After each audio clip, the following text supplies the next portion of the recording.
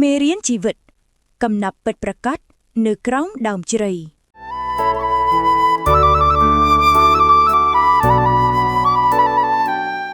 សំឡេងខ្យល់និងខ្ទុំតូចមួយនៅកណ្ដាលវាលស្រែ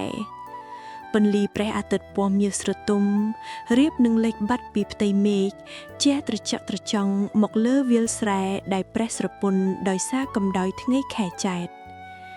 នៅជាយភូមិដាច់ស្រយាលមួយដែលសូម្បីតែសំឡេងសត្វបក្សីហើរត្រឡប់ទៅសម្បុកក៏ហាក់ដូចជាលាយឡំដោយភាពឯកោមានខ្ទមតូចមួយសង់ដាច់សង្វែងពីគេខ្ទមនោះមានសភាពចាស់ទ្រុឌទ្រោម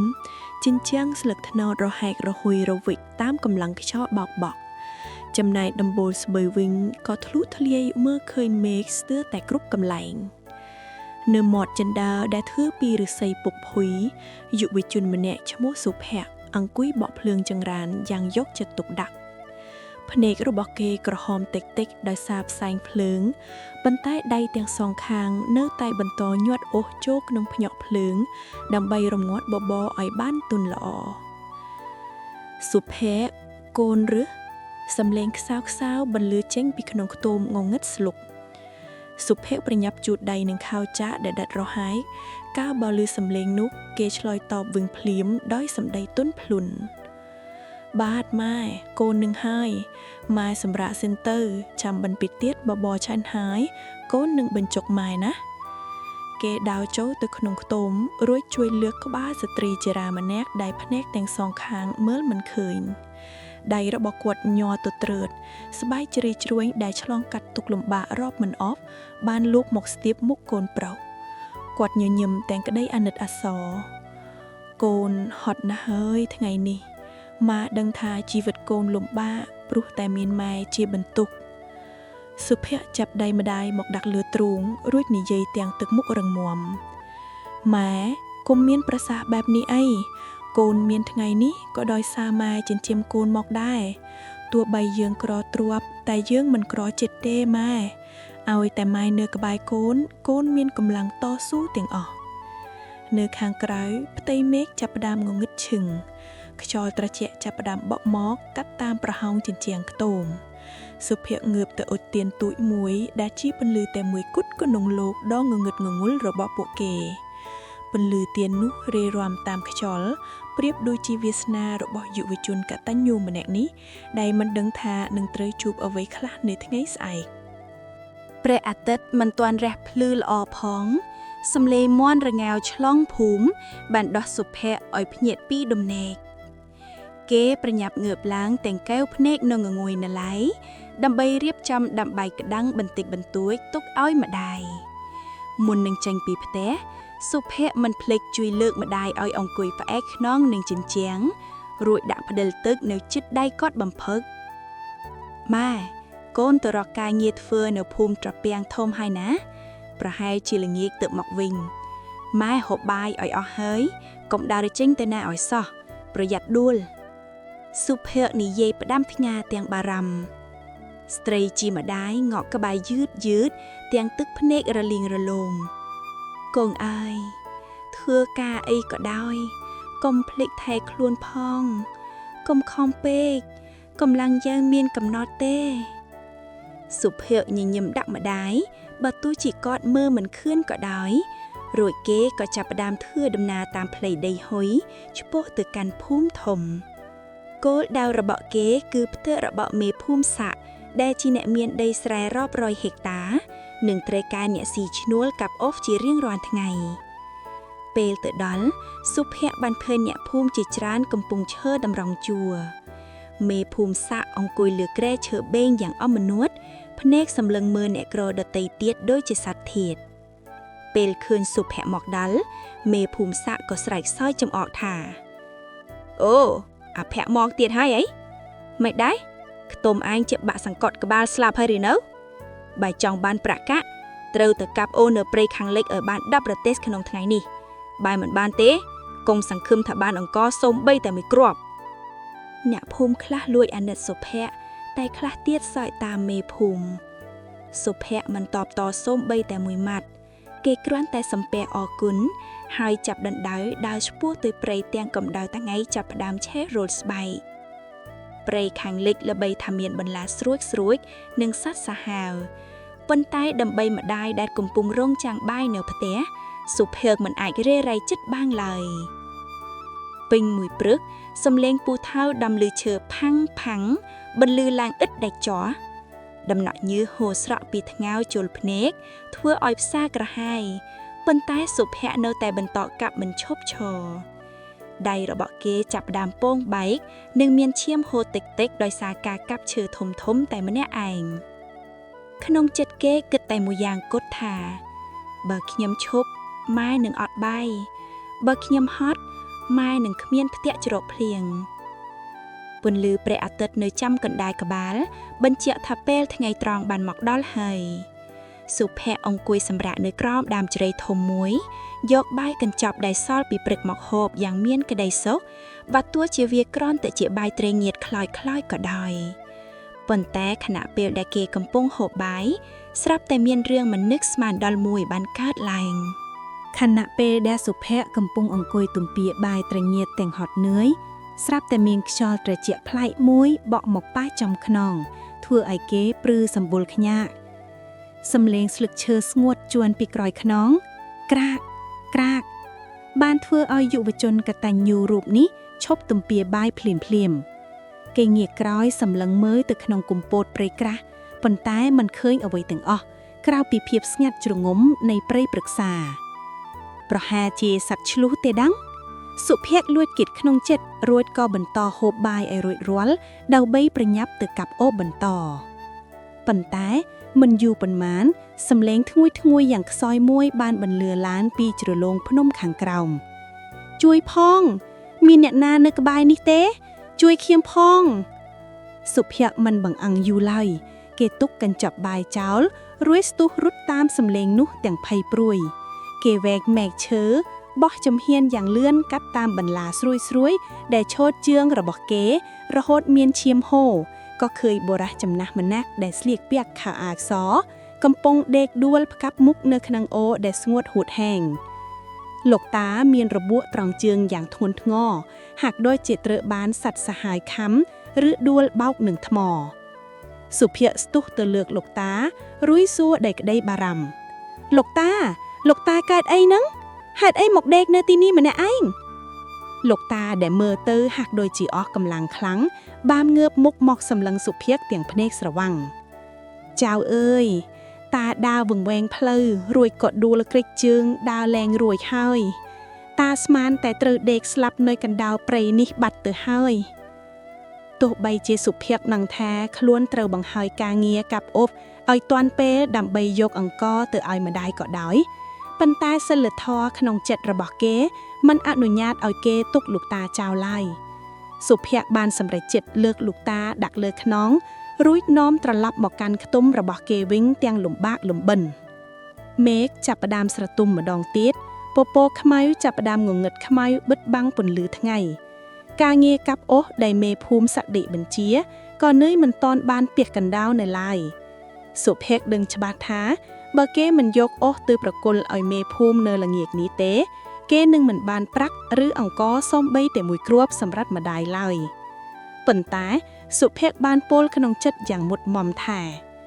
ជីវិតមនុស្សសំខាន់ជាងប្រាក់កាក់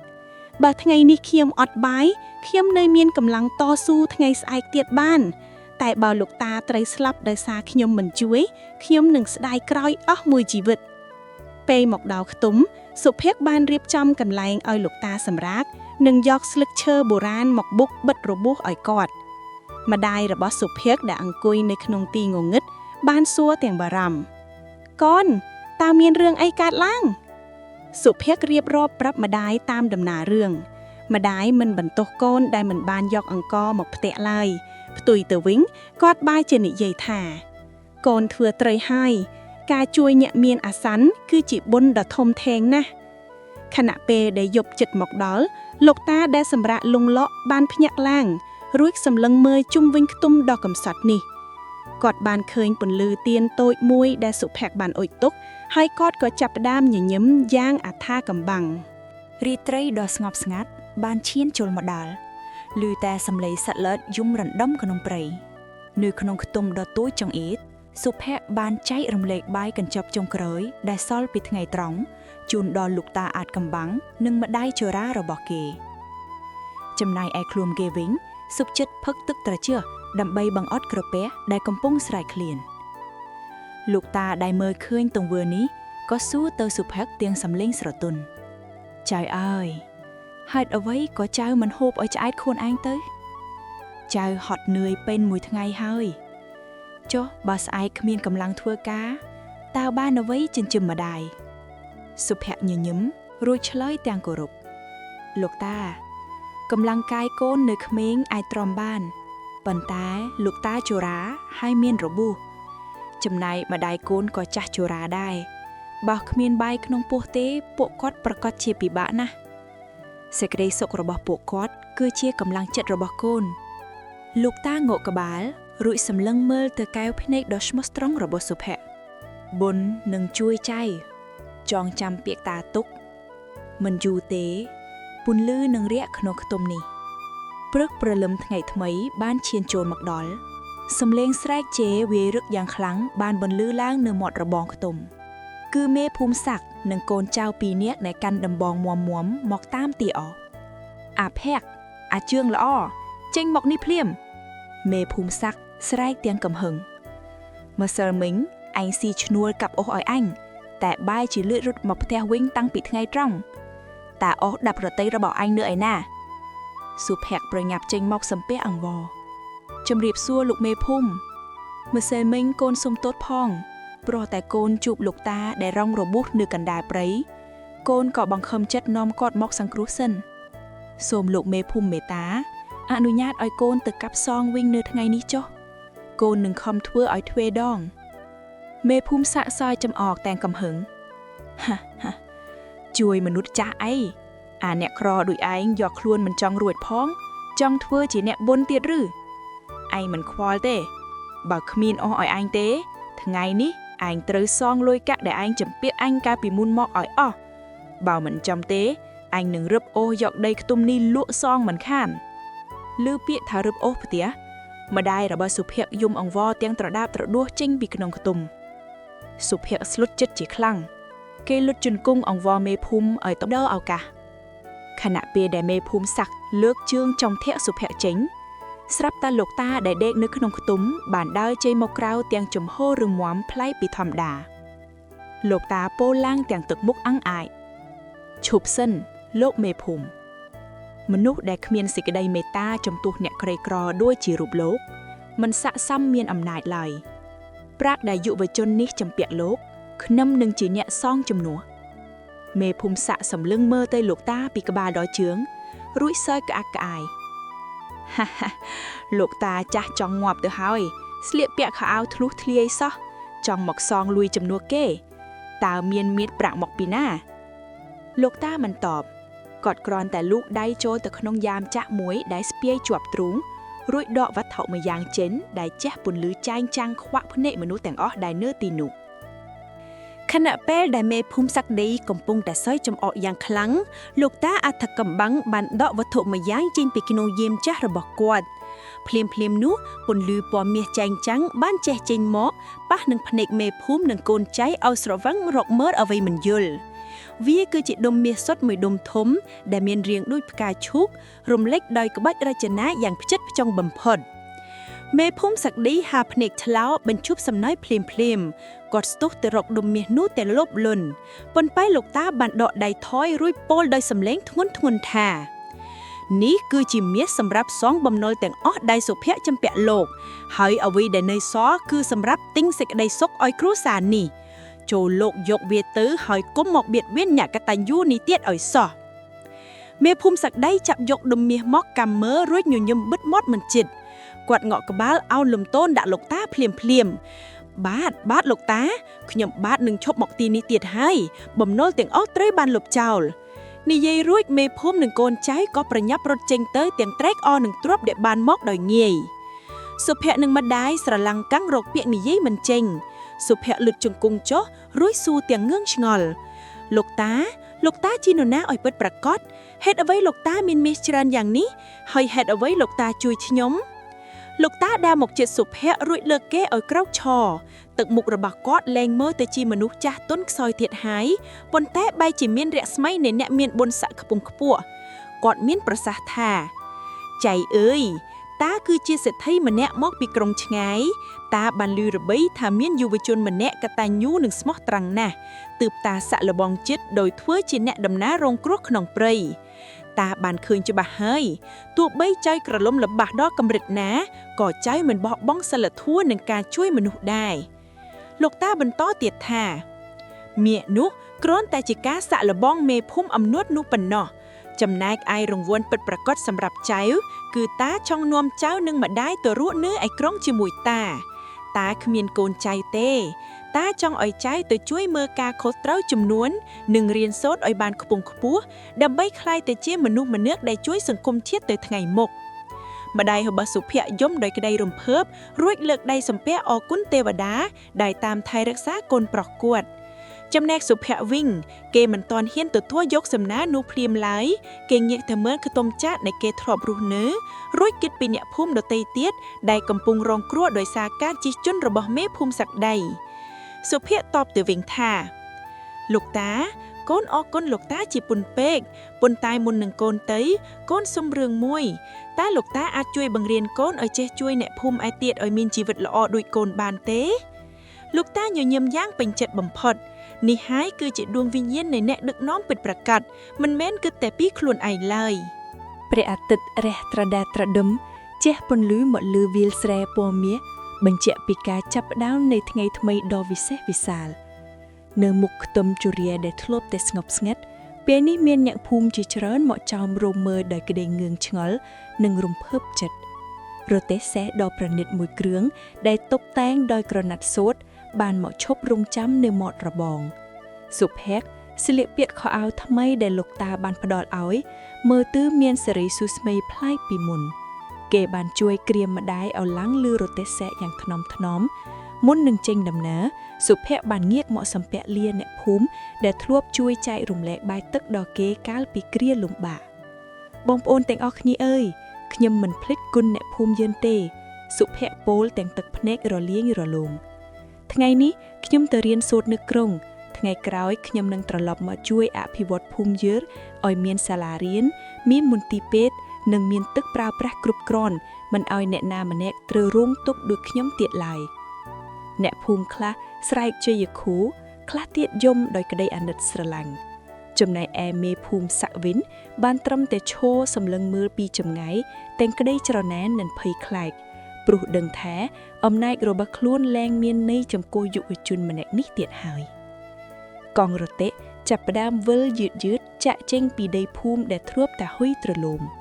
លោកតាសេដ្ឋីអង្គុយក្បែរសុភ័ក្ររួចពោលដែលស្នាមញញឹមថាចៃដឹងទេការចាក់ចេញពីផ្ទះមិនមែនមានន័យថាបោះបង់ចោលប្រភពដើមទេប៉ុន្តែវាគឺជាការទៅស្វែងរកចំណេះដឹងដើម្បីយកមកស្រោចស្រង់ផ្ទះវិញជីវិតនៅទីក្រុងមិនមែនស្រួលដូចចៅគិតឡើយចៅត្រូវប្រឈមនឹងការប្រកួតប្រជែងនិងចិត្តមនុស្សដែលប្លែកៗគ្នាសុភ័ក្รงុកក្បាលយ៉ាងមុតមមកូនមិនខ្លាចការលំបាកទេលោកតាព្រោះកូនធ្លាប់ឆ្លងកាត់ការអត់ឃ្លានមកហើយអ្វីដែលកូនបារម្ភគឺខ្លាចចិត្តខ្លួនឯងភ្លេចគុណធម៌នៅពេលមានទ្រព្យសម្បត្តិលោកតាសើចយ៉ាងពេញចិត្តល្អណាស់ចៅមានសតិសម្បជញ្ញៈខ្ពស់ណាស់តានឹងបង្រៀនចៅពីរបៀបធ្វើជំនួញដែលប្រកបដោយធម៌គឺការរកស៊ីដែលមិនកេងប្រវ័ញ្ចអ្នកដទៃរទេះសេះបានធ្វើដំណើរឆ្លងកាត់ព្រៃព្រឹក្សានិងស្ពានថ្មបុរាណជាច្រើនសុភ័ក្រសម្លឹងមើលទៅក្រៅបង្អោញរទេះឃើញទិដ្ឋភាពទីក្រុងដែលចាប់ផ្ដើមលេចរូបរាងឡើងពីចម្ងាយមានប្រាសាទខ្ពស់និងផ្ទះថ្មតម្រៀបគ្នាស្អែកស្កះនេះគឺជាពិភពលោកថ្មីដែលគេមិនដែលស្មានដល់ប៉ុន្តែ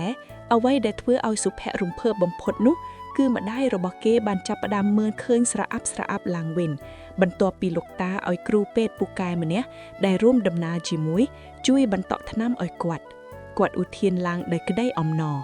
សុភ័ក្រកូនម៉ែដូចជាឃើញពន្លឺហើយកូនពន្លឺមាសដ៏ស្រស់ស្អាតណាស់ សុភ័ក្រអោបម្ដាយទាំងក្តីរំភើបនេះហើយគឺជាផ្លែផ្កានៃភាពកតញ្ញូដែលចាប់ផ្ដើមរីកស្គុះស្កាយប៉ុន្តែនៅទីក្រុងដ៏មមាញឹកនោះតើសុភ័ក្រនឹងត្រូវជួបនឹងអ្នកណាខ្លះហើយតើគេនឹងអាចរក្សាចិត្តស្មោះត្រង់របស់គេឲ្យរហូតដែរឬទេរទេះសេះបានមកឈប់នៅមុខខ្លោងទ្វារដែកដុសក្បាច់រចនាយ៉ាងប្រណិតដែលមានរូបចម្លាក់តោពីរឈរយាមយ៉ាងអង្អាចនៅពីក្រោយរបងខ្ពស់ស្រឡះលុះគឺភូមិគ្រឹះថ្មពីជួនពណ៌សស្អាតបែរមុខទៅរកសួនច្បារដែលដាំសុទ្ធតែផ្ការំដួលនិងផ្កាម្លិះក្រអូបផ្សាយភាយពេញបរិយាកាសសុភ័ក្រចុះពីរទេះទាំងក្តីរីរ៉ៃគេមិនដែលឃើញផ្ទះណាធំជាងវត្តអារាមក្នុងភូមិរបស់គេបែបនេះឡើយគេប្រញាប់ជួយក្រៀមម្ដាយចុះមកយ៉ាងថ្នម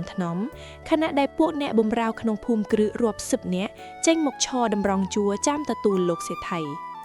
ជំរាបសួរលោកម្ចាស់សំឡេងអ្នកបម្រើបន្លឺឡើងព្រមគ្នាប៉ុន្តែក្នុងចំណោមអ្នកទាំងនោះមានយុវជនម្នាក់ឈ្មោះវិបុលដែលជាក្មួយឆ្ងាយរបស់លោកសេដ្ឋី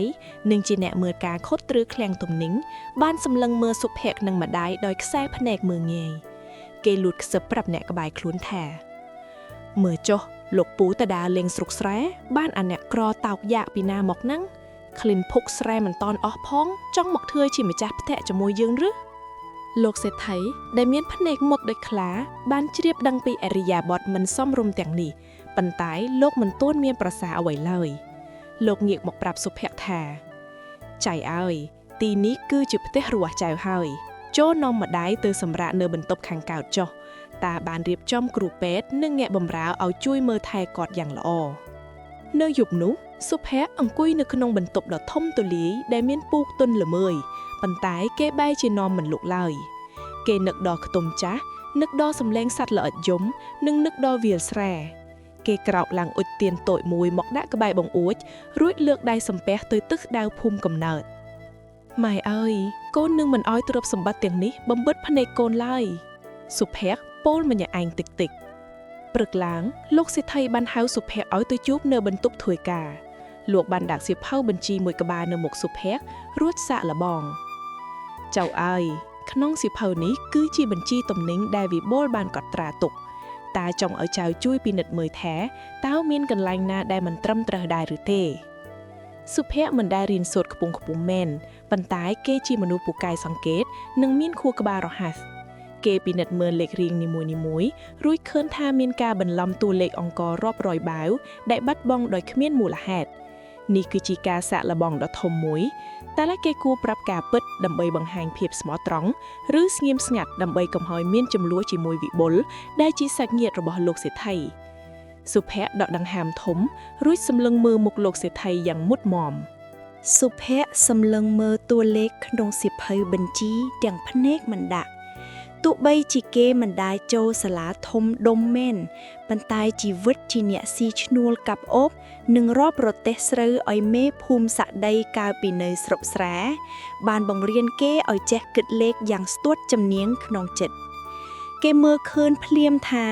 មានការកាយបន្លំតួលេខអង្គរដែលចេញពីឃ្លាំងហាក់ដូចជាមានដង្កូវស៊ីក្នុងសាច់យ៉ាងច្បាស់ក្រឡែតលោកតាសុភ័ក្រពោលដោយសំឡេងនឹងណូក្នុងបញ្ជីនេះមានចំណុចមិនប្រក្រតីច្រើនណាស់ចំនួនអង្គរដែលទិញចូលនិងចំនួនដែលលក់ចេញវាមិនស៊ីគ្នាឡើយបើតាមការគិតរបស់កូនអង្គរជិត500បាវបានបាត់បង់ដោយគ្មានប្រភពច្បាស់លាស់លោកសេដ្ឋីងក់ក្បាលយឺតភ្នែករបស់លោកបញ្ចេញពន្លឺពេញចិត្តប៉ុន្តែលោកមិនទាន់និយាយអ្វីឡើយស្រាប់តែពេលនោះវិបុលបានដើរចូលមកក្នុងបន្ទប់ទាំងទឹកមុខក្រអឺក្រទម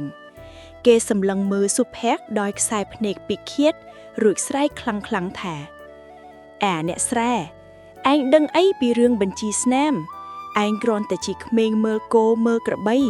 តើមានសិទ្ធិអីមកចង្អុលបង្ហាញកំហុសអ្នកដែលរៀនសូត្រខ្ពង់ខ្ពស់ដូចជាយើងលោកពូកុំជឿវាអីវាចង់បង្ខូចឈ្មោះក្មួយដើម្បីយកចិត្តលោកពូតែប៉ុណ្ណោះវិបុលងាកមកចិត្តសុភ័ក្ររួចខ្សឹបតិចឲ្យលឺតែពីរអ្នកថាកុំចេះដឹងរឿងអ្នកធំប្រយ័ត្នខ្ទមចាស់របស់ឯងត្រូវគេដុតចោលឲ្យសោះពាក្យគំរាមកំហែងនេះធ្វើឲ្យសុភ័ក្រក្តៅស្លឹកត្រចៀកប៉ុន្តែគេមិនតបតដោយកំហឹងឡើយ គេបាយជាលើកដៃសំពាក់វិបុលរួចពោដោយទុនធ្លុនថាបងវិបុលខ្ញុំមិនបានចង់បង្ខូចឈ្មោះបងទេប៉ុន្តែលោកតាបានទុកចិត្តឲ្យខ្ញុំមើលខ្ញុំត្រូវតែនិយាយការពិតបើបងថាខ្ញុំច្រឡំសូមបងជួយពន្យល់ពីតួលេខទាំងនេះមកចុះដើម្បីឲ្យខ្ញុំបានរៀនសូត្រផងវិបុលអសម្ដីព្រោះគេមិននឹកស្មានថាសុភ័ក្រមានចិត្តធ្ងន់និងចេះប្រោសសម្ដីវាយបកមកវិញដោយភាពថ្លៃថ្នូរបែបនេះឡើយគេចាប់ផ្ដើមបែកញើសថ្ងាព្រោះពិតជាបានលួចលោកអង្គរយកលុយទៅលេងល្បែងពិតមែនលោកសេដ្ឋីក្រោកឈររួចមានប្រសាសន៍ដោយសំឡេងគ្រោះលួចថាឈប់ឆ្លោះគ្នាទៅវិបុលតាឲ្យឱកាសឯងទៅសម្រាកនិងត្រួតពិនិត្យបញ្ជីឡើងវិញក្នុងរយៈពេល3ថ្ងៃបើនៅតែរកមូលហេតុមិនឃើញទេតានឹងឲ្យសុភ័ក្រជាអ្នកកាន់កាប់សោឃ្លាំងជំនួសឯងវិបុលដល់ចេញទៅទាំងកំហឹងឆេះពេះពេញទ្រូងគេគិតក្នុងចិត្តថាអាភ័ក្រឯងចង់សាក់ជាមួយយើងមែនទេយើងនឹងធ្វើឲ្យឯងគ្មាសគេរហូតគ្មានមុខនឹងរស់នៅទីក្រុងនេះតទៅទៀតនៅល្ងាចនោះខណៈពេលដែលសុភ័ក្រកំពុងជួយបញ្ចុកបាយម្ដាយស្រាប់តែមានអ្នកបម្រើម្នាក់យកកញ្ចប់ម្ហូបដ៏ឈ្ងុយឆ្ងាញ់មកឲ្យសុភ័ក្រដោយប្រាប់ថាជាកាដូសុំទោសពីវិបុលសុភ័ក្រសម្លឹងមើលម្ហូបនោះដោយការសង្ស័យក្លិនឈ្ងុយនៃសម្លការីមាន់និងបាយសរលោងបានចេះមកប៉ះច្រមុះសុភ័ក្រយ៉ាងខ្លាំងអ្នកបម្រើម្នាក់ឈ្មោះនេះបានដាក់ទុកអាហារនៅមុខសុភ័ក្ររួចពោលដោយទឹកមុខរញីរញ័រថាលោកប្រុសវិបុលគាត់មានចិត្តចង់សុំទោសចំពោះសម្ដីអសុរោះកាលពីព្រឹកមិញទើបគាត់ឲ្យខ្ញុំយកអាហារពិសេសនេះមកជូនលោកសុភ័ក្រនិងញាក់ម៉ាយពិសាសុភ័ក្រសម្លឹងមើលម្ហូបទាំងនោះរួចងាកមកមើលម្ដាយដែលកំពុងអង្គុយលើគ្រែចិត្តម្នាក់គេចង់ឲ្យម្ដាយបានហូបរបស់ឆ្ងាញ់ប៉ុន្តែចិត្តម្នាក់ទៀតរំលឹកដល់ពាក្យអប់រំរបស់ម្ដាយកាលពីនៅខ្ទមចាស់ថាកូនអើយរបស់ដែលបានមកដោយងាយពីមនុស្សដែលស្អប់យើងត្រូវតែប្រុងប្រយ័ត្នសុភ័ក្រមិនទាន់ហូបភ្លាមឡើយគេយកស្លាបព្រាប្រាក់មួយដែលលោកតាធ្លាប់ប្រាប់ថាអាចសាក់លបងជាតិពុលបានមកជ្រលក់ខ្លងសម្លរំពេចនោះស្លាបព្រាប្រាក់ចាប់ផ្ដើមប្រែពណ៌ទៅជាខ្មៅស្រអាប់តិចៗសុភ័ក្រស្លុតចិត្តជាខ្លាំងតែគេខំទប់អារម្មណ៍មិនឲ្យម្ដាយដឹងដើម្បីកុំឲ្យគាត់ភ័យខ្លាចគេងាកទៅប្រាប់អ្នកបម្រើនេះដោយសំឡេងនឹងណថានេះឯងទៅប្រាប់បងវិបុលផងថាខ្ញុំអរគុណណាស់ប៉ុន្តែល្ងាចនេះខ្ញុំមានអារម្មណ៍ថាមិនសូវស្រួលខ្លួនមិនចង់ហូបរបស់មានជាតិខ្លាំងច្រើនទេខ្ញុំចង់ហូបតែបបរសតែម្ដាយខ្ញុំធ្លាប់ធ្វើឲ្យតែប៉ុណ្ណោះ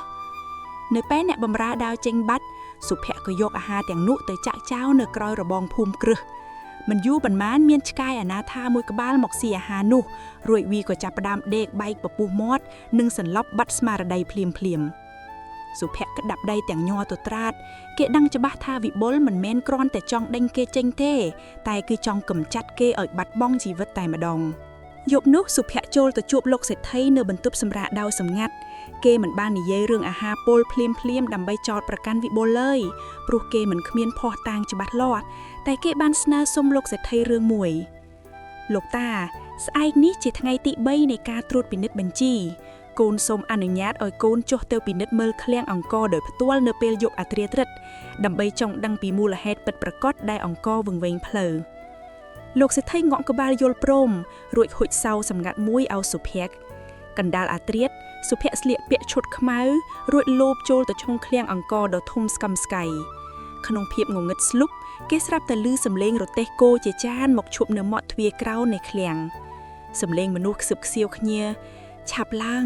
លើកអង្គរ300បាយនេះដាក់រទេះឲ្យអស់មុនពេលអាណស្រ័យវាមកដល់ស្អែកនេះ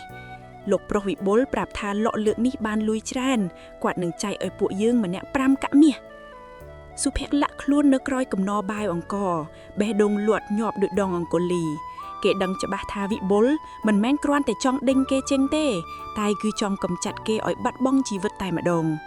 គេត្រូវរកវិធីបញ្ឈប់រឿងនេះដោយប្រើប្រាស់ពន្លឺទៀនដែលជាអាវុធតែមួយរបស់គេតាំងពីតូចនៅក្នុងឃ្លាំងអង្គរដ៏ធំល្វឹងល្វើយដែលងងឹតស្លុបសុភ័ក្រអង្គុយផ្អែកខ្នងនឹងបាវអង្គរទាំងបេះដូងលោតញាប់គេសម្លឹងមើលក្រុមចៅជិត10នាក់ដែលកំពុងនាំគ្នាលើកអង្គរដាក់រទេះតាមបញ្ជារបស់វិបុលសុភ័ក្រដឹងថាបើគេស្រែកហៅឲ្យគេជួយពេលនេះ ក្រុមចៅប្រកាសជាសម្រាប់គេចៅភ្លាមហើយផោះតាងក៏ត្រីបាត់បង់ដែររំពេចនោះគេនឹកឃើញដល់ទៀនក្រមួនដែលគេតែងតែដាក់តាមខ្លួនជានិច្ចសុភ័ក្រមិនបានអុជទៀនឲ្យភឿចិញ្ចាយទេប៉ុន្តែគេបានយកទៀននោះទៅដុតនៅចំណិតចិត្តទ្វីឃាំងដែលសម្បូរទៅដោយចម្បាំងស្ងួតបង្កើតជាផ្សែងហុយទ្រលោមយ៉ាងខ្លាំងភ្លើងឆេឃ្លៀងអង្ករហើយសុភ័ក្របន្លឺសំឡេងស្រែកផ្អើលពីងភូមិគឺទាំងដែលខ្លួនឯងកំពុងពួនក្នុងទីងងឹតពួកចៅនិងវិបុលដែលកំពុងលួចអង្ករភ័យស្លន់ស្លោបោះបង់បៅអង្ករចោលរួចប្រញាប់រត់ចេញតាមទ្វារក្រោយទាំងមិនបានយកអ្វីទៅទាំងអស់សំឡេងស្រែករបស់សុភ័ក្របានធ្វើឲ្យអ្នកបម្រើនិងលោកសេដ្ឋីភ្ញាក់ផោលរត់មកកាន់ឃ្លាំងអង្ករទាំងយប់អាធ្រាត្រលោកសេដ្ឋីមកដល់ភ្លាមឃើញសុភ័ក្រកំពុងកាន់ភ្លៀលីទឹកពន្លត់ផ្សែងចម្បាំងយ៉ាងមម៉ែនញឹកលោកសម្លឹងមើលទៅទ្វារក្រោយដែលរបើកចំហនិងរទេះគោដែលផ្ទុកអង្ករពេញព្រាបប៉ុន្តែគ្មានមនុស្សនៅទីនោះឡើយសុភ័ក្រមានរឿងអីហ្នឹងលោកសេដ្ឋីសួរទាំងភ្ញាក់ផានសុភ័ក្រលូតជង្គង់ចុះរួចរាយការណ៍តាមការពិតលោកតាកូនសុំទោសដែលបង្កការភ្ញាក់ផ្អើលប៉ុន្តែកូនគ្មានវិធីណាផ្សេងដើម្បីការពារអង្កររបស់លោកតាឡើយយប់នេះមានមនុស្សលបចូលមកលួចអង្ករចេញពីឃ្លាំងកូនក៏ប្រើល្បិចដុតចម្បាំងបង្ក្រាត់ជាផ្សែងដើម្បីឲ្យពួកគេភ័យរត់ចេញទៅលោកសេដ្ឋីដើរទៅជិតរទេះគោរួចរើបានកន្សែងជូតមុខមួយដែលមានប៉ាក់ឈ្មោះវិបុលនៅជ្រុងម្ខាងដែលវិបុលបានជ្រុះទុកដោយសារការភ័យស្លន់ស្លោភ្នែកលោកឡើងក្រហមដោយកំហឹងលោកងាកមកសម្លឹងមើលសុភ័ក្រដោយក្តីរំភើបនិងមេត្តាបំផុតចៅអើយចៅមិនត្រឹមតែមានភាពស្មោះត្រង់ទេតែចៅថែមទាំងមានបញ្ញាឆ្លាតវៃទៀតផងបើគ្មានចៅទេអង្ករទាំងនេះប្រកាសជាត្រូវបាត់បង់ហើយតាប្រកាសជាត្រូវចាញ់បោកសាច់ញាតិខ្លួនឯងអស់មួយជីវិតព្រឹកឡើងលោកសេដ្ឋីបានហៅអ្នកបម្រើទាំងអស់មកជួបជុំគ្នារួមទាំងវិបុលដែលមកទាំងមុខស្លេកស្លាំងលោកសេដ្ឋីបានបង្ហាញកន្សែងប៉ាក់ឈ្មោះនិងបញ្ជីអង្ករដែលសុភ័ក្របានរកឃើញកំហុសវិបុលលុតជង្គង់យំអង្វរសុំទោសប៉ុន្តែលោកសេដ្ឋីមានប្រសាសន៍យ៉ាងដាច់អហង្ការវិបុលតាឲ្យឱកាសឯងច្រើនដងហើយតែឯងបែរជាប្រើវាដើម្បីក្បត់តានិងចង់សម្លាប់មនុស្សល្អដូចជាសុភ័ក្រទៀតចាប់ពីថ្ងៃនេះទៅឯងលែងជាសមាជិកគ្រួសារនេះទៀតហើយចូលចាក់ចេញពីភូមិគ្រឹះនេះភ្លាមក្រោយពីវិបុលត្រូវបានបណ្ដេញចិនលោកសេដ្ឋីបានប្រកាសនៅមុខមនុស្សគ្រប់គ្នាថាចាប់ពីថ្ងៃនេះទៅសុភ័ក្រគឺជាកូនធម៌និងជាអ្នកបន្តវេនគ្រប់គ្រងចំនួនរបស់តាគ្រប់គ្នាត្រូវគោរពនិងស្ដាប់តាមបញ្ជារបស់គេសុភ័ក្របានក្លាយជាអ្នកមានម្នាក់ភ្លាមប៉ុន្តែគេមិនបានភ្លេចខ្លួនឡើយគេងាកទៅមើលម្ដាយរបស់គេដែលពេលនេះភ្នែកចាប់ផ្ដើមមើលឃើញច្បាស់ជាងមុនម្ដាយរបស់គេញញឹមទាំងទឹកម្នាក់រួចពោលថាកូនមាម្ដាយបុណ្យកតញ្ញូរបស់កូនបានសងមកវិញហើយប៉ុន្តែសុភ័ក្រដឹងថាភារកិច្ចរបស់គេមិនទាន់ចប់ឡើយទេគេនៅចាំពាក្យសន្យាដែលផ្ដល់ឲ្យអ្នកភូមិកំណើតរបស់គេ3ខែបានកន្លងផុតទៅយ៉ាងឆាប់រហ័សសុភ័ក្របានរៀនសូត្រពីរបៀបគ្រប់គ្រងចំនួនពីលោកសេដ្ឋីយ៉ាងស្ទាត់ជំនាញគេលែងជាយុវជនដែលស្លៀកពាក់ខោអាវដាច់រហែកទៀតហើយប៉ុន្តែដុំចិត្តរបស់គេនៅតែសាមញ្ញនិងទន់ភ្លន់ដដែលថ្ងៃមួយសុភ័ក្របានសុំកាយអនុញ្ញាតពីលោកសេដ្ឋីដើម្បីនាំម្ដាយត្រឡប់ទៅសួរសុខទុក្ខភូមិកំណើតវិញរទេះសេះដែលផ្ទុកទៅដោយអង្ករសម្លៀកបំពាក់ថ្នាំសង្កូវនៅសម្ភារៈសិក្សាជាច្រើនបានធ្វើដំណើរឆ្ពោះទៅកាន់ភូមិដាច់ស្រយាលដែលសុភ័ក្រធ្លាប់រស់នៅពេលរទេះមកដល់មាត់ច្រកចូលភូមិអ្នកភូមិម្នាក់នាំគ្នាផ្អើលឈរមើលទាំងក្តីងឿងឆ្ងល់មើលចុះតើលោកម្ចាស់មកពីណានឹងហេតុអីមកភូមិយើងច្រើនម្ល៉េះសំឡេងអ្នកភូមិខ្សឹបឈៀវគ្នានៅពេលសុភ័ក្រចុះពីរទេះរួចដើរទៅជួយគ្រាម្ដាយចុះមកដែរនោះអ្នកភូមិគ្រប់គ្នាស្រែកហូដោយក្តីត្រេកអរអូគឺក្មួយភ័ក្រត្រឡប់មកវិញហើយសុភ័ក្រលើកដៃសំពះអ្នកភូមិគ្រប់គ្នាដោយក្តីគោរពរួចឲ្យកូនចៅចាក់អង្ករនិងចែកអំណោយដល់គ្រួសារដែលក្រីក្របំផុតក្នុងភូមិក្នុងចំណោមហ្វូងមនុស្សមានបុរសម្នាក់ដែលដើរមកទាំងមុខស្លេកស្លាំងសក់ក្បាលកន្ទ្រឹងសម្លៀកបំពាក់កក់ខ្វក់នោះគឺមេភូមិស័ក្តិមេភូមិស័ក្តិលែងមានអំណាចដូចមុនទៀតហើយព្រោះតែភាពលោភលន់និងការកេងប្រវ័ញ្ចក៏ត្រូវបានអាជ្ញាធរក្រុងដកតំណែងនិងរឹបអូសទ្រព្យសម្បត្តិអស់គាត់លុតជង្គង់នៅមុខសុភ័ក្រទាំងញ័រទៅត្រើត ភ័ក្រអើយលោកម្ចាស់ភ័ក្រសូមមេត្តាអភ័យទោសឲ្យខ្ញុំបាទផងកាលពីមុនខ្ញុំបាទវាអាក្រក់មើលងាយលោកម្ចាស់នឹងណាក់ម៉ាយខ្លាំងណាស់សុភ័ក្រអោនទៅចាប់ដៃមេភូមិសាក់ឲ្យក្រោកឈររួចពោលដល់ស្នាមញញឹមមេត្តាលោកតាកុំហៅខ្ញុំថាលោកម្ចាស់អីខ្ញុំនៅតែជាភ័ក្រដែលធ្លាប់ស៊ីឈ្នួលកាប់អូឲ្យលោកតានៅឡើយទេរឿងកន្លងហួលទៅហើយខ្ញុំមិនដែលខឹងឬចង់គំនុំឡើយផ្ទុយទៅវិញខ្ញុំត្រូវអរគុណលោកតាដែលការលំបាកកាលពីមុនបានបង្រៀនឲ្យខ្ញុំចេះអត់ធ្មត់និងស្គាល់តម្លៃនៃជីវិតសុភ័ក្របានឲ្យអង្គនិងប្រាក់កាក់ខ្លះទៅមេភូមិសាក់ដើម្បីទុកសម្រាប់ចិញ្ចឹមជីវិតទង្វើនេះបានធ្វើឲ្យអ្នកភូមិគ្រប់គ្នាស្ងើយសរសើរយ៉ាងខ្លាំងចំពោះចិត្តមេត្តាដ៏ធំធេងរបស់គេនៅថ្ងៃដដែលនោះសុភ័ក្របាននាំលោកគ្រូជាងម្នាក់មកវាស់វែងដេកធ្លីនៅក្បែរខ្ទមចាក់របស់គេមានគម្រោងធំមួយនោះគឺការសាងសង់សាលារៀនពន្លឺទៀនសម្រាប់ក្មេងៗក្នុងភូមិបានរៀនសូត្រដោយមិនគិតថ្លៃនិងមន្ទីរពេទ្យតូចមួយសម្រាប់ព្យាបាលអ្នកក្រីក្រខណៈពេលដែលកំពុងដើរមើលដីស្រែដែលធ្លាប់ភ្ជួររ៉ាសុភ័ក្រស្រាប់តែឃើញក្មេងប្រុសម្នាក់កំពុងអង្គុយយំនៅក្រោមដើមឈើមើលទៅស្រដៀងនឹងរូបគេកាលពី10ឆ្នាំមុនខ្លាំងណាស់សុភ័ក្រដើរចូលទៅសួរនាំក៏ដឹងថាវាជារឿងអាថមបាតុមួយទៀតដែលកំពុងកើតឡើងក្នុងភូមិនេះសុភ័ក្របោះជំហានយឺតសំដៅទៅរកក្មេងប្រុសម្នាក់ដែលអង្គុយយំខ្សឹកសួលក្បាលជង្គង់ដាច់រលាត់មានឈាមហូរតិចក្មេងនោះអាយុប្រហែលជា10ឆ្នាំស្លៀកពាក់ខោអាវបាវចាស់ដែលដេរប៉ះមុខប៉ះក្រោយមើលទៅស្រដៀងនឹងរូបភាពរបស់សុភ័ក្រកាលពីមុនណាស់ប្អូនប្រុសហេតុអីបានជិះមកអង្គុយយំម្នាក់ឯងនៅទីនេះតើមានរឿងអីកើតឡើងមែនទេសុភ័ក្រសួរដោយសំឡេងស្រទន់រួចហុចលំសែងស្អាតមួយទៅឲ្យគេជូតទឹកភ្នែកក្មេងប្រុសនោះងើបមុខមកសម្លឹងសុភ័ក្រទាំងភ្នែកស្លុតរួចឆ្លើយទាំងអណ្ដើតអន្តលោកម្ចាស់ខ្ញុំបាទឈ្មោះសម្បូរម៉ែខ្ញុំបាទឈឺធ្ងន់ណាស់ប៉ុន្តែគ្រូមុំនៅក្នុងភូមិមិនព្រមទៅមើលទេព្រោះផ្ទះខ្ញុំបាទគ្មានប្រាក់សងគាត់ថាបើគ្មានមីមួយជីទេគាត់មិនលើកជើងចេញពីផ្ទះឡើយសុភ័ក្រឮហើយក៏នឹកឃើញដល់គ្រាដែលម្ដាយខ្លួនធ្លាក់ខ្លួនពីការភ្នែកហើយគ្មានអ្នកណាជួយគេចាប់ដៃសម្បូររួចពោលយ៉ាងមុតមមនាំបងទៅផ្ទះឯងភ្លាមកុំបារម្ភអីបងមានគ្រូពេទ្យពូកែមកជាមួយដែរសម្បូរនាំសុភ័ក្រនិងគ្រូពេទ្យដែលមកពីក្រុងសម្ដៅទៅរកខ្ទមមួយដែលនៅដាច់ឆ្ងាយជាងខ្ទមចាស់របស់សុភ័ក្រទុយទៀតនៅទីនោះគេឃើញស្ត្រីម្នាក់ដេកស្តុកស្ទឹងលើកម្រាលរហែករាងកាយស្គមស្កាងរហាមគ្រូពេទ្យបានពិនិត្យរួចប្រាប់ថាគាត់គ្រាន់តែខ្វះចំណីអាហារនិងមានជំងឺគ្រុនចាញ់កម្រិតស្រាលប៉ុណ្ណោះបើមានថ្នាំត្រឹមត្រូវនឹងជាសះស្បើយក្នុងពេលឆាប់ខណៈពេលដែលគ្រូពេទ្យកំពុងរៀបចំថ្នាំសុភ័ក្របានសង្កេតឃើញវត្ថុម្យ៉ាងដែលសម្បូរកាន់ជាប់ក្នុងដៃមិនព្រមលែង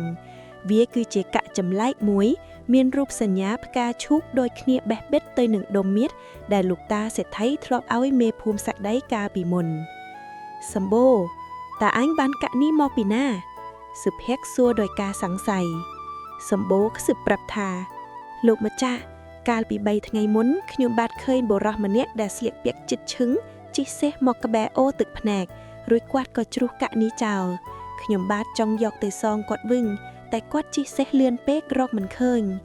សុភ័ក្រចាប់ផ្ដើមឆ្ងល់ព្រោះកាក់នេះគឺជាសញ្ញាសម្គាល់នៃត្រកូលលោកតាសេដ្ឋីតើមានសមាជិកគ្រួសារសេដ្ឋីណាម្នាក់លុបមកភូមិដាច់ស្រយាលនេះមែនទេឬមួយក៏វិបុលដែលត្រូវបណ្ដេញចេញនោះមិនទាន់ទៅណាឆ្ងាយរំពេកនោះសំឡេងសម្រែកផ្អើលឆឡោពីមាត់អូក៏បន្លឺឡើងជួយផងមានចៅមកប្លន់អង្គលោកម្ចាស់ភ័ក្រហើយសុភ័ក្រដឹងភ្លាមថានេះគឺជាការសងសឹកគេងាកទៅប្រាប់សម្បូរឲ្យនៅមើលថែម្ដាយរួចគេក៏ស្ទុះរត់ទៅរកកន្លែងកើតហេតុនៅទីនោះគេឃើញក្រុមមនុស្សបិទមុខមួយក្រុមកំពុងដុតបំផ្លាញរទេះអំដោយរបស់គេយ៉ាងសាហាវគ្រោក្រៃម្នាក់ក្នុងចំណោមមនុស្សបិទមុខនោះបានដោះម៉ាស់ចេញយឺតបង្ហាញមុខមាត់ដ៏គួរឲ្យខ្លាចគឺវិបុលគេសើចយ៉ាងកណ្ដាច់អាភ័ក្រឯងស្មានតែឯងអាចសោកសុកលើគំនោមនេះស្របាក់លោកពូបានរហូតមែនទេថ្ងៃនេះយើងនឹងធ្វើឲ្យភូមិកំណើតរបស់ឯងคล้ายទៅជាផ្អេសខុនផ្សែងខ្មៅហុយត្រឡោមឡើងលើមេឃជះក្លិនឈ្ងុយនៃអង្ករ ដែលកំពុងត្រើភ្លើងឆេះខ្លោចអ្នកភូមិម្នាក់រត់ប្រសាទទាំងភ័យខ្លាចខណៈដែលវិបុលនិងបពួកប្រដាប់ដោយដាវមុំកំពុងសោយក្អាកក្អាយកណ្ដាលភូមិ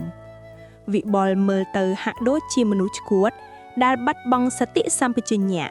ព្រោះតែកំហឹងនឹងការច្រណែនដែលចាក់ឬជ្រៅក្នុងចិត្តអាភ័ក្រចេញមកវិបុលស្រែកខ្លាំងរួចយកដាវចង្អុលមុខអ្នកភូមិម្នាក់ដែលកំពុងយំអង្វរបើឯងមិនចេញមកទេឯងនឹងដុតផ្ទះអ្នកភូមិឯងឲ្យខ្ទេចគ្មានសល់សូម្បីតែមួយខ្នងសុភ័ក្រដាវចេញមកពីក្រោយឡានដឹកទំនិញយឺតទាំងទឹកមុខស្ងប់ស្ងាត់បំផុតទោះបីជាក្នុងចិត្តគេបារម្ភពីម្ដាយដែលកំពុងសម្រាកនៅក្នុងផ្ទះអ្នកភូមិក្បែរនោះប៉ុន្តែគេមិនបង្ហាញភាពភ័យខ្លាចឲ្យសត្រូវឃើញឡើយបងវិបុលឈប់ទៅបងសុភ័ក្រពោលដោយសំឡេងធ្ងន់បងខឹងខ្ញុំបងចង់សង្សឹកខ្ញុំគឺមករកខ្ញុំម្នាក់បានហើយកុំធ្វើបាបអ្នកភូមិដែលមិនដឹងអីឡើយពួកគេក្រៃលំបាកណាស់ហើយបងកុំបន្ថែមទុកឲ្យពួកគេទៀតវិបុលសើចចំអោអាអ្នកបុនឯងចង់ធ្វើជាវីរបុរៈមែនទេល្អណាស់បើឯងចង់ឲ្យឯងឈប់ដុតភូមិឯងត្រូវលុតចន្គុណចុះរួចស៊ីបាយដែលខ្លោចនៅលើដីនេះឲ្យអស់រួចចុះហត្ថលេខាលើលិខិតផ្ទេរទ្រព្យសម្បត្តិទាំងអស់របស់លោកពូមកឲ្យឯងភ្លាមអ្នកភូមិម្នាក់ក្តុកក្តួលចិត្តជាខ្លាំងពេលឃើញសុភ័ក្រត្រូវគេធ្វើបាបបែបនេះម្នាក់ក្នុងចំណោមពួកគេចង់ស្ទុះទៅជួយតែត្រូវបានបពួកវិបុលធាក់ដួលផ្ងាជើងសុភ័ក្រសម្លឹងមើលទៅកាក់ផ្កាឈូកក្នុងដៃសម្បូរដែលកំពុងពួនក្បែរនោះរួចគេនឹកឃើញដល់ពាក្យស្លោកមួយដែលលោកតាសេដ្ឋីធ្លាប់បង្រៀនថាពន្លឺនៃបញ្ញាខ្លាំងជាងកម្លាំងដាវសុភ័ក្รงក់ក្បាលរួចដើរទៅជិតវិបុលយឺតបងចង់បានទ្រព្យសម្បត្តិមែនទេល្អខ្ញុំនឹងឲ្យបងប៉ុន្តែបងត្រូវដឹងរឿងមួយសិនលោកតាបានបង្កប់លេខកូដសម្ងាត់ក្នុងកាក់ផ្កាឈូកដែលបងជ្រុះបាត់នោះបើគ្មានកាក់នោះទេបងបើឃ្លាំងមាសនៅក្រុងមិនចេញឡើយវិបុលស្លុតចិត្តគេស្ទាបហៅប៉ោតខ្លួនឯងរួចដឹងថាខ្លួនពិតជាជ្រុះបាត់កាក់សញ្ញាសម្គាល់មែនគេស្រែកសួរទាំងស្លន់ស្លោកាក់នោះនៅឯណាប្រាប់អញភ្លាមសុភ័ក្រលើកកាក់ពីដៃសម្បូរឡើងខ្ពស់រួចពោលថាបងដេញតាមខ្ញុំបើបងចង់បានសុភ័ក្ររត់សំដៅទៅរកអូរទឹកភ្នែកដែលមានទឹកជ្រៅនិងថ្មមុតវិបុលនិងបពួកដេញតាមពីក្រោយទាំងលោភលន់នេះគឺជាផែនការដែលសុភ័ក្ររៀបចំឡើងដើម្បីនាំសត្រូវចេញឆ្ងាយពីភូមិនិងម្ដាយរបស់គេនៅមាត់អូរសុភ័ក្រឈប់ងាកក្រោយវិបុលលើកដាវចង់កាប់សុភ័ក្រដើម្បីយកកាក់ប៉ុន្តែរំពេះនោះសំលេងកញ្ចាយប៉ូលីសនិងក្បួនសេះរបស់អាជ្ញាធរក្រុងដែលលោកតាសេដ្ឋីបានបញ្ជូនមកតាមការពារសុភ័ក្រជាសម្ងាត់ក៏បានមកដល់និងឡោមរៀបក្រុមចៅទាំងអស់វិបុលដំលាក់ដាវចុះអស់សង្ឃឹមគេដឹងថាលើកនេះគេមិនអាចគេចផុតពីសំណាញ់ច្បាប់ឡើយសុភ័ក្រដើរទៅជិតវិបុលរួចហុតកាក់នោះឲ្យបងវិបុលមានប្រាក់មិនអាចទិញសេចក្តីសុខបានទេបើបងគ្មានគុណធម៌ក្នុងចិត្តឡើយសំឡេងច្រវាក់ដែកបកគ្នាគីងកាំងបន្លឺឡើងខណៈដែលអាជ្ញាធរក្រុងបណ្ដោវិបុលនិងបាក់ពួកឡើងរទេះដេញកាត់តាមភូមិអ្នកភូមិម្នាក់ដែលធ្លាប់តែភ័យខ្លាចបាននាំគ្នាមកឈរមើលទាំងក្តីធូរទ្រង់វិបុលអោនមុខចុះដែលភាពអាម៉ាស់គេលែងមានសម្ដីអួតអាងដូចមុនទៀតហើយព្រោះដឹងថាគុកងងឹតកំពុងរងចាំគេនៅខាងមុខសុភ័ក្រសម្លឹងមើលរទេះដែលចាក់ចេញទៅទាំងចិត្តអាណិតអាសូរមិនមានស្អប់ខ្ទើមឡើយគេងាកមកមើលកំណរអង្គរដែលខ្លោចនិងរទេះអំណោយដែលខ្ទេចខ្ទីរួចក៏ដកដង្ហើមធំគុំបារម្ភអីអ្នកភូមិទាំងអស់គ្នាអង្គរដែលឆេះគឺជារឿងតូចតាចទេអ្វីដែលសំខាន់គឺបងប្អូនគ្រប់គ្នាមានសុវត្ថិភាពសុភ័ក្រពោលលួងលោមអ្នកភូមិដែលកំពុងស្ដាយស្រណោះរបស់របរនៅរសៀលនោះសុភ័ក្រមិនបង្អង់យូរឡើយគេបានហៅជាងជំនាញដែលមកទីក្រុងមកចាប់ដើមបុកគ្រឹះសាងសង់ភ្លាមទីតាំងដែលគេជ្រើសរើសគឺចំកណ្ដាលភូមិដែលធ្លាប់ជាវាលហួតហែង លោកតាកូនចង់ឲ្យសាលារៀននេះឈ្មោះថាសាលាបឋមសិក្សាពន្លឺទៀនសុភ័ក្រប្រាប់លោកតាសេដ្ឋីដែលទៅតែធ្វើដំណើរមកដល់តាមក្រោយលោកតាញញឹមទាំងមោទនភាពល្អណាស់ចៃតានឹងជួយឧបត្ថម្ភទាំងស្រុងលើសម្ភារៈសិក្សានិងប្រាក់ខែគ្រូបង្រៀនតាចង់ឲ្យក្មេងៗនៅទីនេះក្លាយជាមនុស្សមានចំណេះដឹងដូចជាចៅដែរសុភ័ក្របានទៅសួរសុខទុក្ខសម្បូរនឹងម្ដាយរបស់គេម្ដងទៀតពេលនេះម្ដាយសម្បូរបានធូរស្រាលច្រើនបន្ទាប់ពីបានលេបថ្នាំដែលគ្រូពេទ្យផ្ដល់ឲ្យសុភ័ក្របាននឹងអែលក្បាលសម្បូររួចសួរថាសម្បូរតើឯងចង់ទៅរៀននៅសាលាថ្មីដែលបងនឹងសង់នេះទេភ្នែកសម្បូរឡើងត្រចង់ចង់ណាស់បងខ្ញុំចង់រៀនសូត្រឲ្យចេះដឹងដើម្បីជួយម៉ែនិងជួយអ្នកភូមិយើងដូចបងដែរសុភ័ក្រសប្បាយចិត្តណាស់គេដឹងថាគ្រាប់ពូជនៃសេចក្តីល្អដែលគេបានដាំកំពុងតែចាប់ផ្ដើមបែកមែកធ្វើហើយក្នុងអំឡុងពេលសាងសង់សុភ័ក្របានចំណាយពេលរាល់ថ្ងៃចុះមកអង្គុយនិយាយលេងជាមួយអ្នកភូមិបង្រៀនពួកគេពីរបៀបធ្វើស្រែចម្ការបែបថ្មីដែលចំណេញពេលវេលានិងបានផលច្រើនគេលែងជាអភ័ក្រកាប់អុសទៀតហើយប៉ុន្តែគេគឺជាលោកគ្រូភ័ក្រដែលគ្រប់គ្នាគោរពស្រឡាញ់ទោះជាយ៉ាងណាក្នុងចំណោមភាពសប្បាយរីករាយក៏មានរឿងមួយដែលធ្វើឲ្យសុភ័ក្របារម្ភនោះគឺមេភូមិស័ក្តិដែលបាត់ពងពីភូមិតាំងពីថ្ងៃដែលវិបុលមកប្លន់អ្នកភូមិខ្លះនិយាយថាគាត់រត់ទៅតាមវិបុលខ្លះទៀតគាត់ខ្មាស់គេពេកក៏រត់ទៅរស់នៅក្នុងព្រៃជ្រៅរហូតដល់ល្ងាចមួយខណៈដែលសុភ័ក្រកំពុងដើរត្រឡប់ទៅផ្ទះសម្រាកគេបានឃើញស្រមោលមនុស្សម្នាក់កំពុងលួចជីដីនៅក្រោមដើមជ្រៃធំក្បែរអូរទឹកភ្នែកពន្លឺព្រះច័ន្ទរះត្រចះត្រចាំងចាំងមកលើផ្ទៃទឹកអូរធ្វើឲ្យស្រមោលមនុស្សដែលកំពុងជីកដីនៅក្រោមដើមជ្រៃមើលទៅគួរឲ្យខ្លាចរអាសុភ័ក្របោះជំហានយឺតចូលទៅជិតរួចក៏ឃើញច្បាស់ថាម្នាក់នោះគឺមេភូមិស័ក្តិដែលមានសភាពរញ៉េរញ័រដៃទាំងសងហាងប្រឡាក់សិតតែដីលោកតាលោកតាកំពុងរកអ្វីមែនទេសុភ័ក្រសួរដោយសំឡេងស្ងប់មេភូមិស័ក្តិភ្ញាក់ប្រអើតស្ទុះក្រោកឈរទៀងភ័យខ្លាចក៏ព្យាយាមលាក់វត្ថុម្យ៉ាងនៅពីក្រោយខ្នងប៉ុន្តែសុភ័ក្រមើលឃើញថាវាគឺជាដបដីតូចមួយដែលចាស់រិចរិលទឹកភ្នែកមេភូមិស័ក្តិហូរស្រក់រួយគួតក៏លុតជង្គង់ចុះនៅមុខសុភ័ក្រភ័ក្រអើយតាសុំទោសតាវាលោភលន់ពេកហើយគាត់និយាយទាំងអណ្ដើតអណ្ដាកាលពី10ឆ្នាំមុននៅពេលឪពុកឯងស្លាប់គាត់បានផ្ញើមាសប្រាក់មួយចំនួនទុកឲ្យឯងនិងម៉ែឯងសម្រាប់សង់ផ្ទះថ្មីប៉ុន្តែតាឃើញឯងនៅក្មេងពេកក៏លួចយកមកកប់ទុកនៅទីនេះម្នាក់ឯងតាស្មានតែរឿងនេះនឹងរលាយបាត់ទៅតាមពេលវេលាតែពេលឃើញឯងត្រឡប់មកវិញដោយចិត្តបុណ្យបែបនេះតាដេកមិនលួកបក់មិនល្ងួយឡើយសុភ័ក្រឈរថ្មឹងក្នុងចិត្តគេខ្ទុកខ្ទួលជាខ្លាំងគេនឹកដល់គ្រាដែលម្ដាយត្រូវអត់បាយនឹកដល់គ្រាដែលខ្លួនត្រូវដើរកាប់អុសទាំងកណ្ដាលថ្ងៃក្ដីគ្រាន់តែដើម្បីបដូរយកអង្ករមួយកំប៉ុងទាំងដែលតាមពិតទៅគ្រួសារគេមានទ្រព្យសម្បត្តិដែលឪពុកបន្សល់ទុកឲ្យសោះមេភូមិស័ក្តិហុចដកមាសនោះមកឲ្យសុភ័ក្រទាំងញ័រដៃនេះគឺជាមាសរបស់ឯង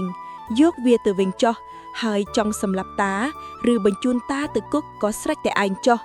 តាសមនឹងទទួលទោសហើយសុភ័ក្រទទួលយកដបមាសនោះមកកាន់រួចសម្លឹងមើលទៅលើគេដកដង្ហើមធំរួចហុចដបមាសនោះត្រឡប់ទៅឲ្យមេភូមិស័ក្តិវិញលោកតាយកវាទៅវិញចុះសុភ័ក្រពោលដោយមេត្តាបំផុតទ្រព្យសម្បត្តិទាំងនេះវាមិនអាចទូទាត់សងនឹងការឈឺចាប់ដែលម៉ែខ្ញុំនិងខ្ញុំបានឆ្លងកាត់បានឡើយប៉ុន្តែខ្ញុំអភ័យទោសឲ្យលោកតាខ្ញុំចង់ឲ្យលោកតាប្រើមាសទាំងនេះដើម្បីជួយសង់ដំបូលផ្ទះឲ្យអ្នកភូមិដែលត្រូវវិបុលដុតបំផ្លាញវិញចុះធ្វើបែបនេះលោកតានឹងមានសេចក្តីសុខក្នុងចិត្តជាជាងការកប់វាទុកនៅដីបែបនេះមេភូមិស័ក្តិយំខ្ជិកសួលអនក្បាលដល់ដីសំពះសុភ័ក្រគាត់មិននឹកស្មានថាមនុស្សដែលគាត់ធ្លាប់ធ្វើបាបយ៉ាងសាហាវបែរជាមានចិត្តធូលាយដោយមហាសមុទ្របែបនេះឡើយចាប់ពីថ្ងៃនោះមកមេភូមិស័ក្តិបានប្រែខ្លួនជាមនុស្សថ្មីគាត់បានប្រើមាសទាំងនោះដើម្បីជួសជុលផ្ទះអ្នកភូមិនិងជួយការងារសុភ័ក្រគ្រប់បែបយ៉ាងដោយស្មោះត្រង់ការសាងសង់សាលារៀនកន្លឺទៀនក៏ជិតនឹងបញ្ចប់ទៅហើយក្មេងៗក្នុងភូមិចាប់ផ្ដើមមកជួបជុំគ្នារត់លេងជុំវិញសាលាថ្មីទាំងស្នាមញញឹមសុភ័ក្រសម្លឹងមើលទិដ្ឋភាពនោះទាំងក្តីរំភើប គេដឹងថាកំណប់ពិតប្រាកដមិនមែនជាមាសនៅក្នុងដបដីនោះទេប៉ុន្តែគឺជាការអភ័យទោសនិងការចេះចែករំលែកទៅវិញទេ ព្រឹកព្រលឹមនៃថ្ងៃសែលសំឡេងជួងវត្តអារាមបន្លឺឡើងរិនដំកណ្ដាលភូមិលីឡំជាមួយសំឡេងសែតក្អែកក្អាយរបស់ក្មេងៗដែលស្លៀកពាក់ខោអាវសស្អាតបាតនៅកណ្ដាលភូមិអគារសិក្សាថ្មីស្រឡាងពីរបន្ទប់ដែលធ្វើពីឈើប្រណិតនិងប្រក់ក្បឿងពណ៌ក្រហមឆ្អៅបានលេចរូបរាងឡើងយ៉ាងស្កឹមស្កៃស្លាកយីហៅសាលាបឋមសិក្សាពន្លឺទៀនដែលឆ្លាក់ដោយអក្សរមាសចែងចាំងប៉ះនឹងពន្លឺថ្ងៃព្រឹកព្រលឹមសុភ័ក្រឈរនៅមុខខ្លោងទ្វារសាលាកាន់កន្ត្រៃមាសរៀបនឹងកាត់ខ្សែបូនៅក្បែរគេគឺលោកតាសេដ្ឋីដែលញញឹមបិទមាត់មិនជិតនិងម្ដាយរបស់សុភ័ក្រដែលអង្គុយលើកៅអីកិត្តិយសអ្វីដែលវិសេសវិសាលបំផុតនោះគឺម្ដាយរបស់សុភ័ក្រលែងពាក់វ៉ែនតាខ្មៅទៀតហើយបន្ទាប់ពីការវះកាត់និងព្យាបាលយ៉ាងយកចិត្តទុកដាក់ពីគ្រូពេទ្យជំនាញនៅក្រុងពេលនេះភ្នែករបស់គាត់បានមើលឃើញច្បាស់ឡើងវិញជិត 100% សុភ័ក្រកូនម៉ែឃើញហើយម៉ែឃើញសាលារៀនដែលកូនសង់ហើយស្អាតណាស់កូនអើយម្ដាយពោលទាំងទឹកភ្នែករលីងរលោងសម្លឹងមើលមុខកូនប្រុសដែលធ្លាប់តែឃើញត្រឹមស្រមោលអស់រយៈពេលរាប់សិបឆ្នាំសុភ័ក្រលុតជង្គង់ចុះរួចចាប់ដៃម្ដាយមកដាក់លើថ្ងាម៉ែពន្លឺភ្នែករបស់ម៉ែគឺជាកម្លាំងចិត្តដ៏ធំបំផុតរបស់កូនសាលានេះក៏ដូចជាភ្នែករបស់ម៉ែដែរវានឹងផ្ដល់ពន្លឺវិជ្ជាដល់ក្មេងៗក្នុងភូមិយើងមិនឲ្យពួកគេត្រូវរស់ក្នុងភាពងងឹតដោយកាលពីមុនទៀតឡើយនៅពេលខ្សែបូត្រូវបានកាត់ក្មេងៗជិត80នាក់រត់ចូលក្នុងថ្នាក់រៀនទាំងក្តីត្រេកអរសម្បូរជាក្មេងដំបូងគេដែលលើកដៃសំពៀបអរគុណសុភ័ក្ររួចរត់ទៅកាន់តុរៀនរបស់ខ្លួនលោកតាសេដ្ឋីបានងាកមកសឹបប្រាប់សុភ័ក្រថាចៅដឹងទេការសង់វិហាររាប់រយក៏មិនស្មើនឹងការសង់សាលារៀនមួយដែរព្រោះវិជ្ជាគឺជាទ្រព្យដែលគ្មានអ្នកណាអាចលួចបានឡើយនៅក្នុងចំណោមហ្វូងមនុស្សដែលមកចូលរួមមានបុរសម្នាក់ដែលឈរនៅកាច់ជ្រុងរបងសាលាទឹកមុខស្លូតបូតប្លែកពីមុនគឺមេភូមិស័ក្តិគាត់បានយកសៀវភៅនិងប៊ិចមួយកញ្ចប់ធំម្នាក់មកប្រគល់ឲ្យសុភ័ក្រដើម្បីចែកឲ្យដល់ក្មេងៗគាត់លែងមានអំនួយទៀតហើយតែបែរជាមានទឹកមុខស្រស់បោះដោយសារការលះបង់នូវក្តីលោភលន់ទោះជាយ៉ាងណាខណៈពេលដែលពិធីកំពុងដំណើរការទៅយ៉ាងរលូនមានបុរសប្លែកមុខម្នាក់ស្លៀកពាក់ដូចជាអ្នកបម្រើក្នុងវាំងដែលដើរមកជិតលោកតាសេដ្ឋីរួចហុចសម្បុត្រមួយច្បាប់ដែលមានត្រាពណ៌ក្រហមឆ្អែលលោកតាសេដ្ឋីអានសម្បុត្រនោះរួចទឹកមុខរបស់លោកប្រែជាមើងមាត់ភ្លាមៗលោកងាកមកសម្លឹងមើលសុភ័ក្ររួចពោលថាសុភ័ក្រអើយវាសនារបស់ចៅប្រហែលជាមិនឈប់ត្រឹមជាសេដ្ឋីក្រុងនោះឡើយព្រះរាជាបានជ្រាបពីគុណធម៌និងបញ្ញារបស់ចៅហើយទ្រង់ចង់ឲ្យចៅចូលគាល់នៅព្រះរាជវាំងជាបន្ទាន់អ្នកភូមិគ្រប់គ្នាផ្អាំងស្ងាត់ជ្រងំតើមានរឿងអ្វីកើតឡើងក្នុងវាំងហើយហេតុអ្វីបានជាព្រះរាជាចាប់អារម្មណ៍នឹងយុវជនម្នាក់ដែលធ្លាប់តែកាប់អស់នោះឡើយសម្បុត្រដែលមានត្រាពណ៌ក្រហមឆ្អៅរូបសញ្ញាហុងមាសបានធ្វើឲ្យបរិយាកាសក្នុងពិធីសម្ពោធសាលារៀនប្រាជាស្ងាត់ស្ងាត់ប្លែកអ្នកភូមិម្នាក់សម្លឹងមើលសុភ័ក្រដោយខ្សែភ្នែកគោរពផងនិងបារម្ភផងគ្មានអ្នកណាម្នាក់ក្នុងភូមិដាច់ស្រយាលនេះធ្លាប់បានឈានជើងចូលដល់រាជធានីឬបានជួបព្រះភ័ក្ត្រព្រះរាជាឡើយសុភ័ក្រកាន់សម្បត្តិនោះដោយដៃញ័រទៅត្រើតគេងាកទៅមើលម្ដាយរួចសួរដោយក្តីបារម្ភម៉ែតើកូនគួរទៅទេកូនទៅក៏បានជួបជុំម៉ែនឹងបានឃើញម៉ែមើលឃើញច្បាស់កូនមិនចង់ចាកចេញពីម៉ែទៅណាឆ្ងាយទៀតឡើយម្ដាយរបស់សុភ័ក្រកាន់ដៃកូនប្រុសរួចញញឹមតាំងមោទនភាពកូនអើយកាលណាស្ដេចហៅគឺជាបុណ្យវាសនាកូនមានចំណេះដឹងនិងគុណធម៌មិនមែនសម្រាប់តែភូមិយើងមួយនោះទេគឺសម្រាប់ជួយដល់មនុស្សទូទៅជួទៅចុះកូនម៉ែនឹងរងចាំកូននៅទីនេះជាមួយសាលារៀនដែលកូនបានសង់លោកតាសេដ្ឋីបានរៀបចំរទេះសេះដែលលឿនបំផុតដើម្បីនាំសុភ័ក្រឆ្ពោះទៅរាជធានីក្នុងដំណើរដ៏វែងឆ្ងាយលោកតាបានបង្ហាត់បង្រៀនសុភ័ក្រពីរបៀបប្រើសម្ដីក្នុងវាំងនិងច្បាប់ទម្លាប់ផ្សេងៗលោកតាខ្សឹបប្រាប់ថាសុភ័ក្រអើយក្នុងវាំងមិនមែនសុទ្ធតែជាមនុស្សល្អដូចចៅទេចៅត្រូវប្រយ័ត្នសម្ដីនិងត្រូវមានបញ្ញាដូចជាសត្វទន្សាយតែត្រូវមានចិត្តអត់ធ្មត់ដូចជាសត្វដំរីនៅពេលមកដល់មុខខ្លោងទ្វារពាក្យបរមរាជវាំង ដែលមានកំពាំងខ្ពស់ស្រឡះនិងមានទាហានយាមកាមយ៉ាងតឹងរឹង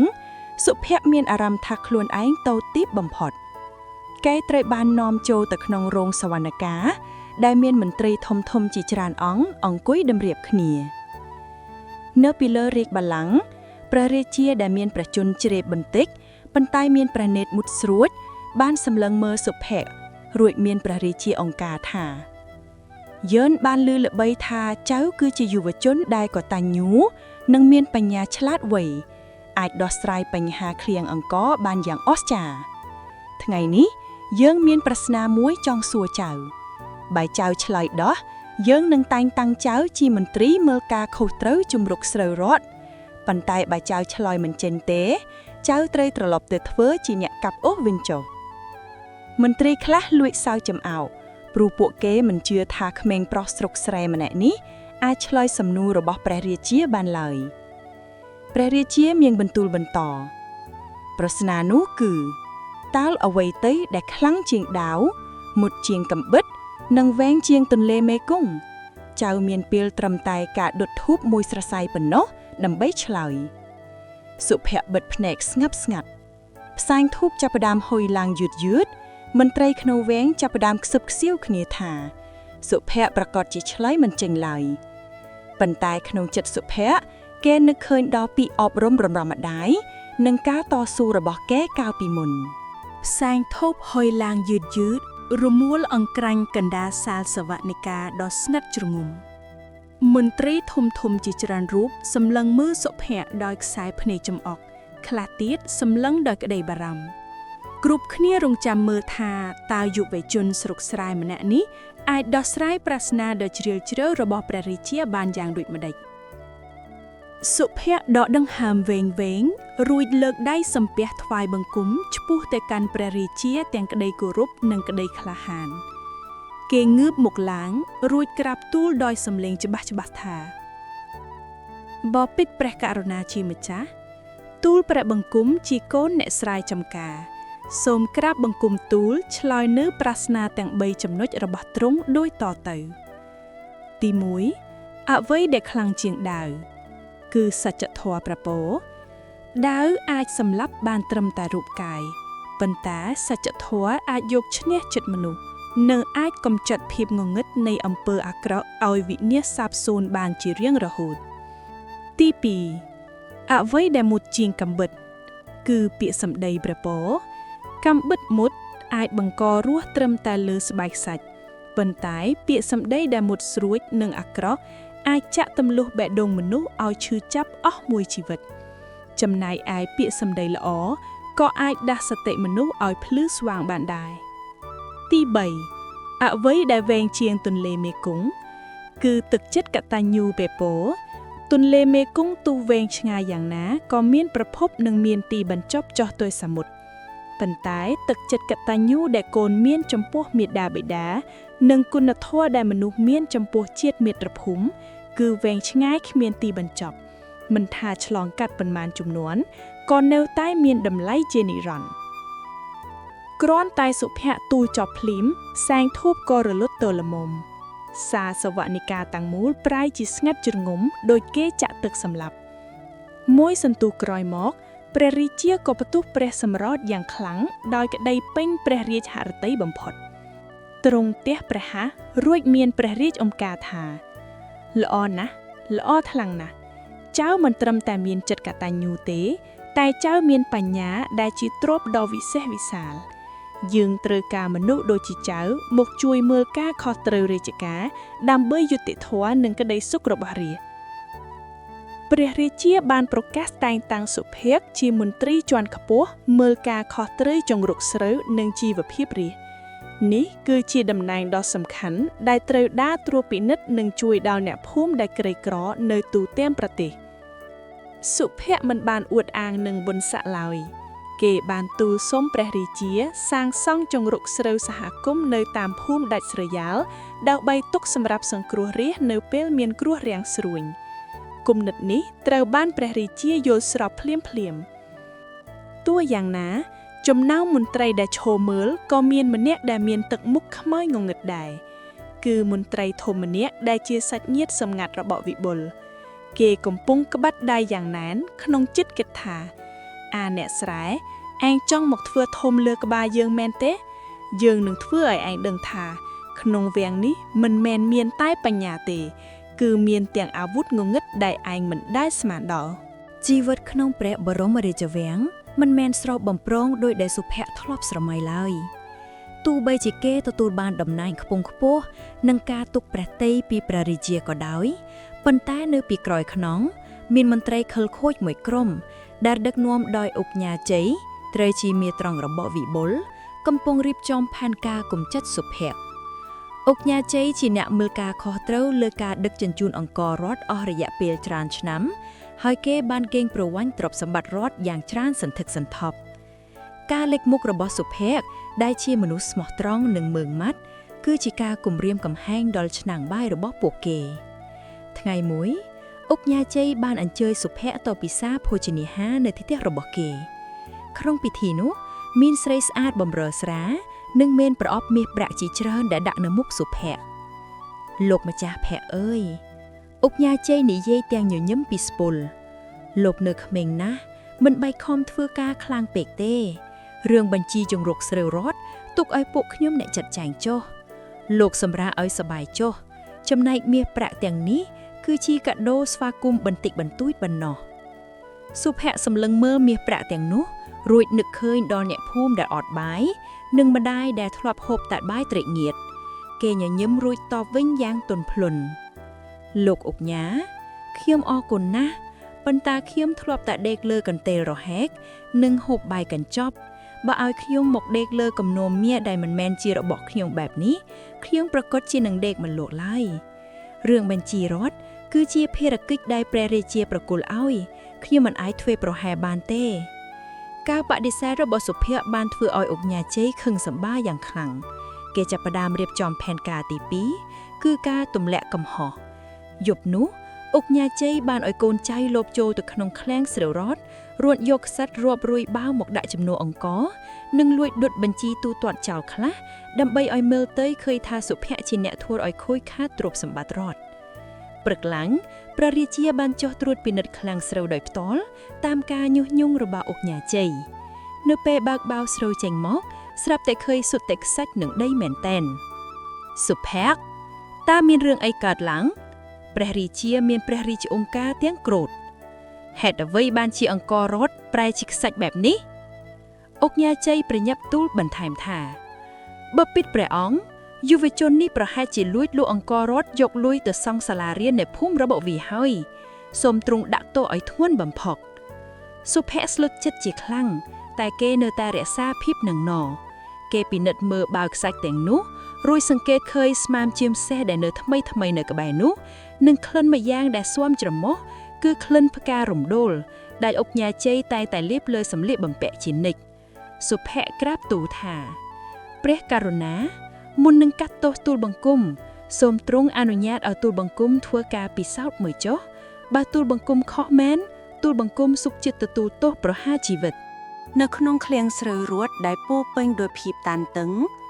សុភ័ក្របានទូលសុំព្រះរាជាឲ្យហៅឆ្កែយាមវាងដែលហ្វឹកហាត់បានយ៉ាងល្អមកគ្រប់គ្នាឆ្ងល់ថាតើសត្វឆ្កែអាចជួយអ្វីបានក្នុងរឿងបាត់អង្គរនេះ